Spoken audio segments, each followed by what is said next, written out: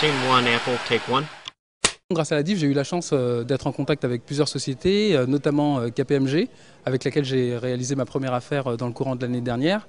Et là, en ce moment, je suis en train de faire des propositions pour d'autres sociétés, telles que Sodexo par exemple. On doit réinventer la méritocratie à la française. Les méritants, ceux qui travaillent fort et qui travaillent dur, ils doivent être récompensés. Aujourd'hui, ce n'est pas le cas. Parce qu'il y a le périphérique, parce qu'il y a plein de barrières. Eh ben, on va casser ces barrières-là, on va jeter des ponts entre des mondes qui s'ignorent. Parce que c'est dans la réalité du contact que les gens apprennent à se connaître et à se reconnaître, et donc à partir de là à travailler ensemble. Mais on se rend compte qu'on a aujourd'hui des régions, des établissements qui ont besoin de proximité en termes d'achat pour gérer de la maintenance, de l'achat de fournitures, etc. Et on n'a pas ces entreprises-là à proximité. Donc on essaye justement d'aller trouver des niches, et la diversité aujourd'hui nous l'offre par ce biais-là. L'objectif, c'est de pouvoir trouver des initiatives telles qu'ADIV qui puissent nous faciliter et nous servir de point d'entrée sur ce type de marché qui jusque-là n'était pas accessible aux TPE. Surtout aux TPE issus de la diversité. Nous, on a une société de prestation de services et d'ingénierie informatique. Donc on accompagne les grosses structures dans le succès des projets de haute technologie informatique. Parce que le problème, c'est pas tellement de vouloir travailler avec des petites entreprises, c'est de pouvoir les identifier. Et je crois que la DIV là-dessus nous aide à apporter un processus structuré. Mais finalement, il y a très peu de ces entreprises qui arrivent vraiment à se développer. On a des chiffres statistiques qui démontrent qu'il y a quasiment 2 fois plus de création d'entreprises dans un territoire sensible que dans le reste du territoire, mais que ces entreprises ont quasiment 20% de chances en moins que les autres entreprises de se développer. Et pourquoi elles ont du mal à se développer? C'est parce qu'elles n'ont pas accès au réseau, elles n'ont pas accès au financement, elles n'ont pas accès à énormément de choses. Et globalement aussi, si on veut développer ce genre de programme au niveau de nos organisations achats, c'est qu'on parte aussi avec des success stories, quoi. Le temps que l'on gagne lors d'une rencontre telle que celle-ci en une après-midi, c'est facilement 2 ans de travail de prospection gagnés. C'est vrai que c'est un peu une remise en cause de notre façon de quelque part de travailler, où de plus en plus on veut accéder à des grands groupes, on veut avoir des contrats clés en main, on veut simplifier la vie, on veut massifier. C'est vrai que c'est la difficulté, c'est un petit peu à l'encontre de cette démarche-là, mais il faut absolument qu'on trouve un moyen pour marier les deux, quoi. Je crois qu'il y a de la place pour marier les deux.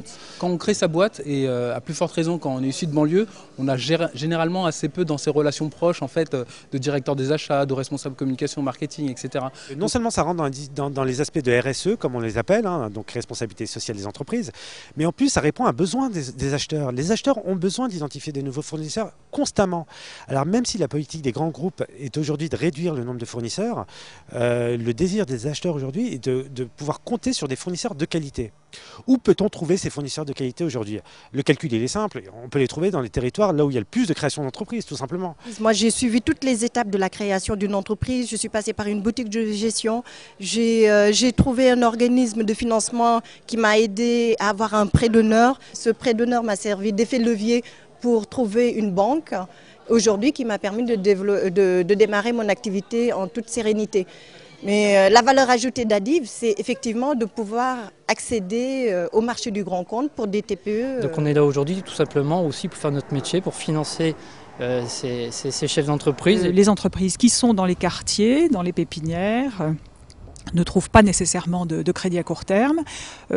Ça peut demander un petit peu plus de temps que pour les autres entreprises, et on s'engage à regarder ces dossiers de manière extrêmement régulière. Moi, j'ai rencontré aujourd'hui une personne de la Banque de France qui a été plutôt intéressante, qui m'a parlé de ces différents programmes de formation qu'ils proposaient. Et moi, en l'occurrence, ça m'intéresse particulièrement parce que je lance en fait une activité de formation commerciale. Consulter les entreprises qui sont dans le giron de la DIV au moment de nos achats, quels qu'ils soient, c'est ça l'engagement d'HSBC.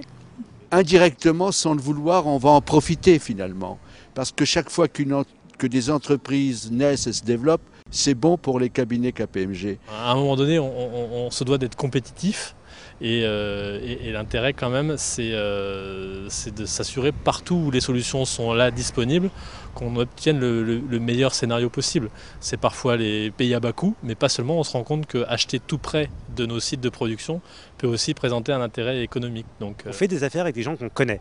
Un acheteur d'une grande entreprise va faire des affaires avec des gens qu'il connaît. S'il ne connaît personne dans les quartiers, s'il ne s'est jamais déplacé dans un quartier, il ne travaillera jamais avec les gens des quartiers. C'est à nous de changer ça aujourd'hui, de jeter des ponts justement entre ces deux mondes. Thank you for your attention.